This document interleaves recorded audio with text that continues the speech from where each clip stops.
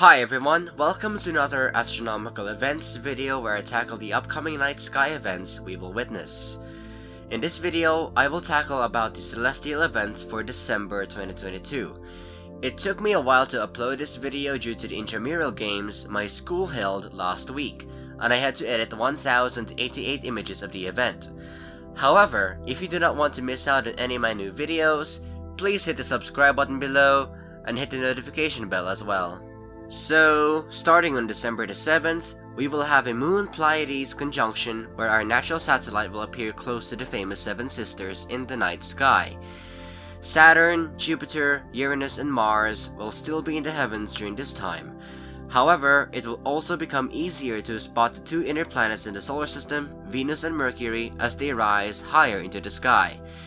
They are only visible immediately after sunset, and you need a clear view of the horizon to witness both rocky worlds during this time. The moon will be in its waxing gibbous phase with 98% illumination during the conjunction event, making it challenging to photograph the open star cluster. From December the 7th to the 8th, the nearly full moon will block Mars from view in the northern hemisphere. The lunar occultation of the red planet will occur in parts of the United States, Canada, Greenland, Iceland, and Europe, as you can see on this map. The event will occur at 10:08 p.m. Central Standard Time on December the 7th, which translates to 4:08 Coordinated Universal Time on December the 8th. Places outside the shaded area will only experience a Moon-Mars conjunction event. You can use night sky emulator apps like Stellarium to know when and where to look for the lunar occultation if you are in the shaded areas of the map. In astronomy, an occultation refers to a celestial object blocking another celestial body from view. In this case, the moon gets in front of Mars. Mars will also reach its opposition during this time, making it the best time to view and photograph Mars in the heavens since it'll be at its closest to Earth. The red planet will also be at its brightest during this time, making it easier to spot in the night sky.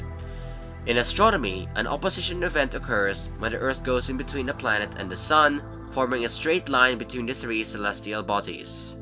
On December the 12th, we will have a moon apogee where our natural satellite will be at its farthest approach from our planet.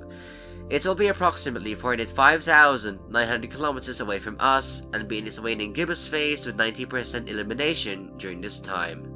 The gibbous moon will appear smaller than usual, but the difference will be subtle. From December the 13th to the 14th, we will have the peak of a magnificent meteor shower called the Geminids. Many regard the Geminids as the best meteor shower since it can peak at 120 multicolored meteors per hour, coming from dust grains left by asteroid 3200 Phaethon.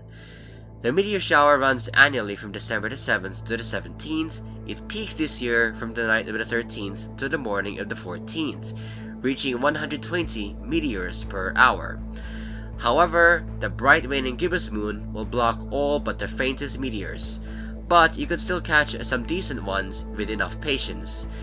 The best viewing will be from a dark location after midnight, so stay away from city lights as much as possible.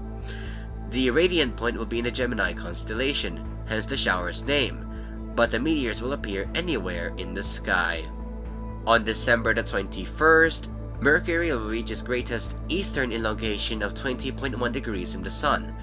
This moment makes it the best time to witness the first planet from the Sun since it'll be at its highest point above the horizon. However, the rocky world will still be low in the sky, so you must have a clear view of the western horizon to see Mercury after sunset. Venus, Saturn, Jupiter, Uranus, and Mars will also accompany Mercury during this time, allowing you to see numerous planets simultaneously in the heavens after sundown. However, spotting Uranus will take more effort since it is dim and blends in with the stars, so it is best to use optical equipment to see the distant gas giant. If you are lucky, you can also point a telescope at Mercury to take a closer look at the planet. From December the 21st to the 22nd, we will have the peak of a minor meteor shower called the Ursids.